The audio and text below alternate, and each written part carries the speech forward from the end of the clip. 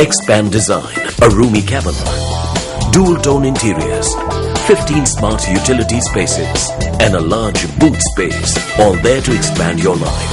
Welcome to Easy Space. வறட்சி காரணமாக கடந்த வருடத்தின் இறுதி 6 மாதத்திலும் மழை வீழ்ச்சி குறைவடைந்துள்ளதாக வளிமண்டலவியல் திணைக்களம் தெரிவித்துள்ளது. இந்த நிலையில் 14 வருடங்களின் பின்னர் நீர்த்தேக்கங்களின் நீர்மட்டம் பாரிய அளவில் குறைவடைந்துள்ளதாக நீர்ப்பாசன திணைக்களம் தெரிவித்துள்ளது. வறட்சி காரணமாக ஹம்பாந்தோட்டை மாவட்டத்தின் ஹம்பாந்தோட்டை, சூரியவிவ, லனுனு கம்பேர மற்றும் திஸ்ஸ மகாராம ஆகிய பிரதேச செயலாளர் பிரிவுகளில் அதிக பாதிப்பு ஏற்பட்டுள்ளதாக மாவட்ட செயலாளர் RCT சொய்சா தெரிவித்தார். குடிநீர் தட்டுப்பாடு காணப்படும் பகுதிகளில் பிரதேச செயலாளர்கள் மற்றும் பிரதேச சபை தலைவர்கள் உறுப்பினர்களுடன் கலந்துரையாடி குடிநீரை விநியோகிப்பதற்கு இடர் முகாமைத்துவ அமைச்சினால் நிதி ஒதுக்கப்பட்டுள்ளதாக அவர் குறிப்பிட்டார். இதேவேளை வவுனியா மாவட்டத்தின் குடிநீர் தட்டுப்பாடு காணப்படுவதாகவும் நீர்ப்பாசன திணைக்களத்துடன் கலந்துரையாடி பாவனையற்ற நிலையிலுள்ள 200 குழாய் கிணறுகளை புனரமைக்க நடவடிக்கை எடுத்துள்ளதாகவும் மாவட்ட செயலாளர் பந்துல ஹரிச்சந்திர தெரிவித்தார். அனுராதபுரம் மாவட்டத்தில் பதவிய, கெபித்தி கொல்லாவை மற்றும் மதவாச்சி ஆகிய பகுதிகளில் வறட்சியால் அதிகம் பாதிக்கப்பட்டுள்ளதாக மாவட்ட செயலாளர் மஹிந்த செனவிரத்ன தெரிவித்தார்.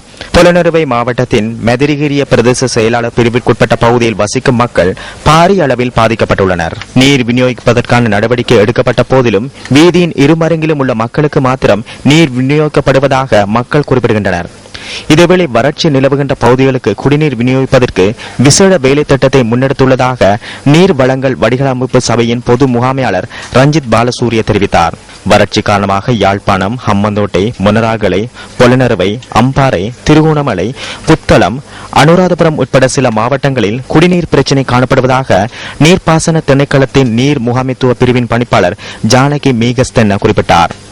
வறட்சியால் பாதிக்கப்பட்டுள்ள 7 மாவட்டங்களில் உள்ள மக்களுக்கு நிவாரணம் வழங்குவதற்காக விசேட செயற்திட்டம் ஒன்றை நடைமுறைப்படுத்தவுள்ளதாகவும் இடர் முகாமைத்துவ அமைச்சு தெரிவித்துள்ளது.